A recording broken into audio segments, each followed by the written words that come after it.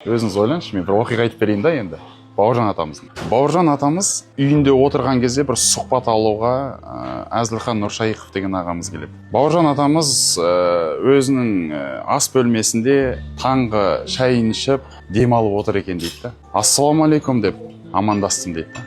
Уалейкум ассалам деп кел деп шақырды дейді. Бауке, денсаулығыңыз қалай? Bir жолы ауырып қалды деп естіп едім сіз деген. Мен салмын деген. Әзілхан Нұршайықов түсінбей қалдым дейді басында. Бұл кісі сал дегені несі? Bir жан сал, шалақын, сал серілермен өзін байланыстырып, мен салмын деп солай айтып тұр ма, қай мағынада айтып тұр екен деп едім. Сен естідің ғой менің денсаулық немді, мен қазір дертім бар деп айтқаннан кейін барып түсіндім дейді да.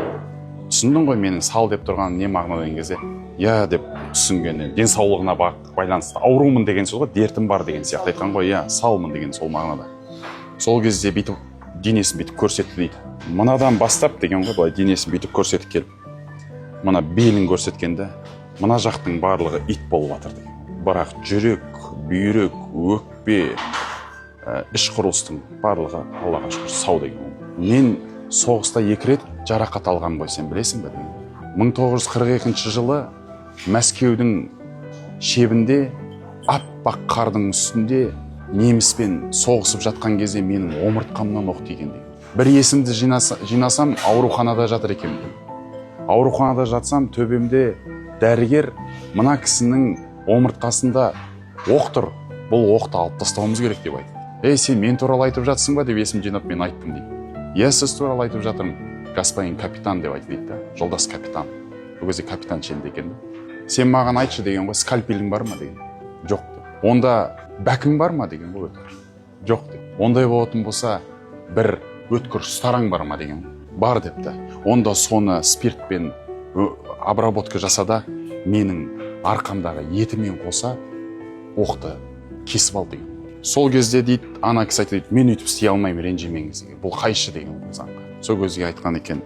Қазір соғыс кезі деген. Тапаншасының жаңағы сабын ұстап, дайындалып тұр дейді да. Егер қазір менің айтқанымды істемесең, мен сені соғыс заңы бойынша мен сені атсайым деген.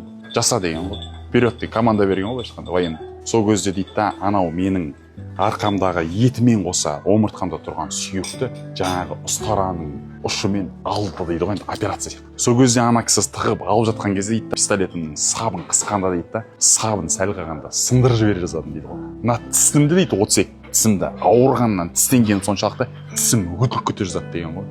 Енді өзіңіз ойлай беріңіз, ана кітапта ауыртпашылығын беру үшін жаңағы нетіп жатыр, сөйлетіп жатыр да.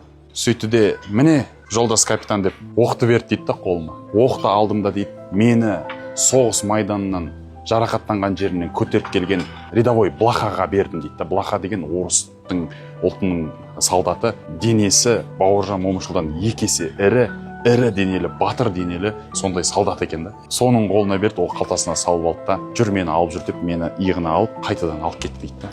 Мен сол майданға кіргеннен бастап арқамдағы жарақатты дейді. Ол бірде суланды, бірде қара қотырланды, бірде қышып, бірде жаңағы жарақатым қайтадан ашылып кетіп, сөйтіп қатып, сөйтіп соғысып жүріп, жарақатым қалай жазылып кеткенін өзім білмей қалдым деп. 42 жылы Блаха бар ғой, жаңа Блаха. Енді Бауыржан атамызды соншалықты жақсы көргендіктері бір оқиға айтады. Қарағандыда, енді Бауыржан атамыз жазушы ғой өзі, ақын жазушы. 1960 жылы соғыстан кейін жазушылар одағымен бірге Бауыржан атамызда лекция оқуға Қарағандыға барады шахтерларға. Сол кезде Блаха Бауыржан атамыз келді деп естіп, сол өзі Қарағандыда екен да. Соны естіп, мен Батяны көруге барам деп, сол кісінің тоқтаған мейманханасына келеді ғой. Сол кезде Блаха дейді да, есікті қақты дейді бөлмесін. Кіре беріңіз, жабық емес деп айтты дейді Бауыржан атамыз. Есікті екі жаққа қарай айқара ашып жіберіп, даңғазадай болып, Блаха деген солдаты батялап келе жатыр дейді. Батя, батя деп айқайлап келе жатыр дейді. Сонда дейді, негізі әскери заң бойынша өзінің жолдас командирларын жолдас командир деп атау керек, батя деп атамау керек дейді. Бірақ кейбір әскери командирлерді әкелік мейірімін көргеннен кейін, әкелік жанашырлығын көргеннен кейін, әкелік махаббатын көргеннен кейін кейбір кездері солдаттар өздерінің командирлерін Батя деп те ата кететін болған дейді. Сол Бауыржан атамызды бүкіл полк Батя деп атаған екен. сол кезде анау соғысты бірге өткен ғой ана Блаха енді. Еще бір өлімнен алып қалған бауыржан атамызды. Сол кезде айтқан ғой, батя, батя деп 42-ден кейін міне бірінші рет кездесіп тұрды 60-шы жылы. Сол кезде бауыржан атамыз бұрылып қарады дейді ана кісі. Сол кезде дауысын танып қойған ғой солдаттың. Дауысын танып қойды. Бүйтіп айтты дейді ғой. Бауыржан атамыздың қатал жүзі жарқырап, қаталдау жүрегі жібіп, жүрегі елжіреп, көзіне жас келіп, я здесь, сынок деп айтты дейді. Ат тұртты дейді, екеуі бір-біріне қолдарын бүйтіп. Екеуі құшақтасты. Блаханың құшағына Бауыржан батыр оның құшағында жоғалып кеткенін көрсеңіз дейді да енді. Енді анау ірі болғанда ана солдат. Сіз өзіңіз ойлаңыз, 42-де